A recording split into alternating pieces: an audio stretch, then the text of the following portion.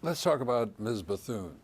Oh, yes. When did you meet Ms. Bethune? Well, in 1937, November the 7th, I was assigned from the Harlem YWCA. I was a new staff, assigned to escort Eleanor Roosevelt into a meeting Mrs. Bethune was holding. And it turned out to be the meeting of the National Council of Negro Women. And after Mrs. Roosevelt spoke, and she was driving her cell phone up to Hyde Park, I took her back to her car. And Mrs. Bethune said to me, "What is your name?"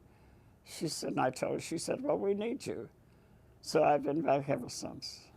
And from that moment, I don't think there was a week for the rest of her life that I did not have some direct contact.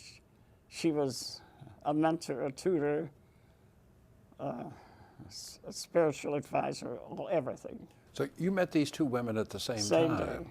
And what about the relationship with Eleanor Roosevelt? Well, the next year, 1938, I was one of 10 young people Mrs. Bethune invited to come, Mrs. Roosevelt invited to come to Hyde Park. And we spent the weekend with her at Valkill Cottage, planning for the World Youth Congress. And I became sort of like the chairman of that group. And we worked on how, as American youth, and the conference was held at Vassar College in 1938, how it was we would work with young people coming from all around the world with her as First Lady in hosting this conference and in helping to shape it.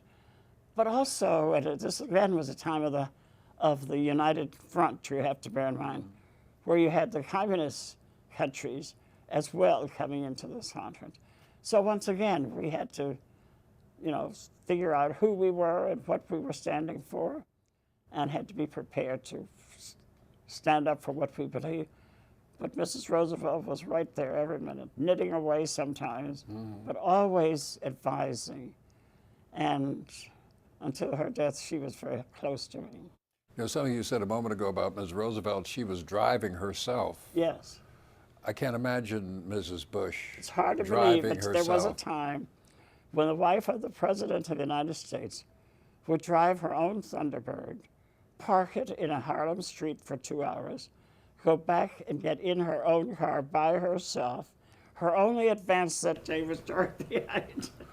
But she got back in her car and drove on to Hyde Park.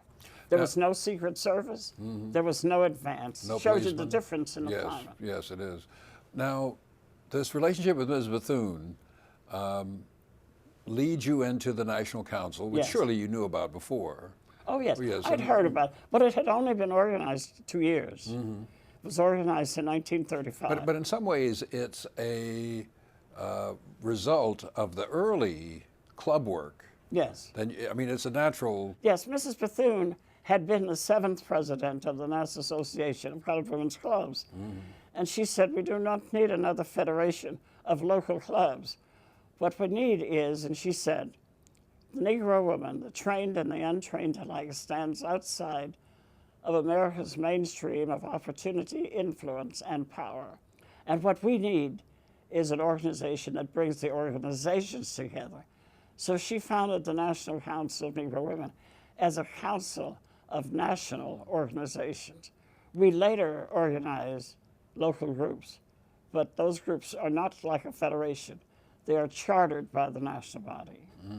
And this vision of bringing together these pre-existing organizations, which reached into, I imagine, every community in the United States, was there opposition? Were anyone against this? Oh, yes. And, some people thought that there were even some people were ugly enough to say, well, Ms. Bethune organized it because she was no longer the president of the Colored Women's Clubs. But as time has gone, here was a woman born in 1875 of slave parents, but she realized that collaboration and cooperation and coalition building would one day be the only way. She also had that kind of vision. And so she organized it as an organization of organizations. And she also picked up the same theme that we had. Colored Women's Club said, lifting as we climb. And Mrs. Bethune said, we need a unity of purpose. for a unity of action, to leave no one behind. So that, in a sense, one built on the other.